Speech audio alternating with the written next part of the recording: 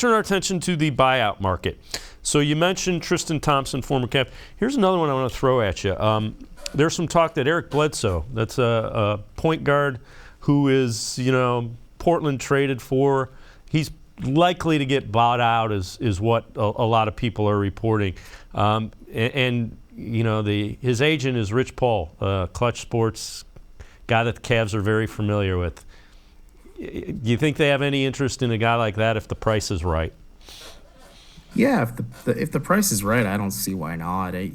Eric Bledsoe makes a lot of sense as a JB Bickerstaff type player, and I mean that in the nicest way possible. But Eric Bledsoe is a player who plays defense first and is committed to team concepts, and I don't think would really ruffle a lot of feathers. And like we mentioned with Rondo, it's valuable to have another key veteran in the locker room, maybe to be in the ear of like someone like Isaac Okoro, who is one of the future elite defenders for this Cavs team. Maybe Bledsoe can kind of teach him some tricks and some concepts and things that maybe Okoro just didn't have a firm grasp of.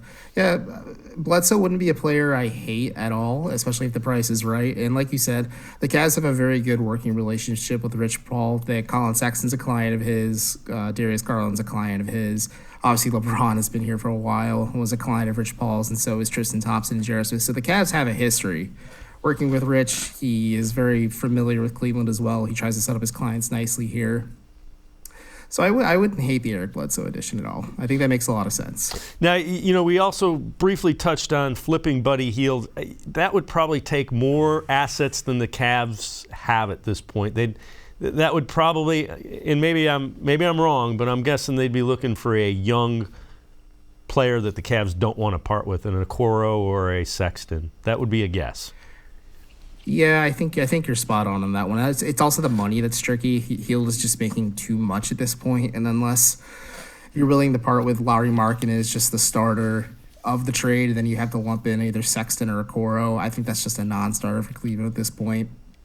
If you're just trying to make a move for the sake of making a move, like we talked about adding a shooter, like the Bleacher Report talked about adding a shooter, and we discussed it as well as just a possible target. I think if you look at buyouts, Gary Harris makes a lot of sense. My good friend Nikias Duncan wrote a story about this for Basketball Insiders, and he talked about how Gary Harris would really function really well and how Cleveland operates their offense, especially how they facilitate the ball through their big men. And you have Harris spotting up in the corner and on the perimeter.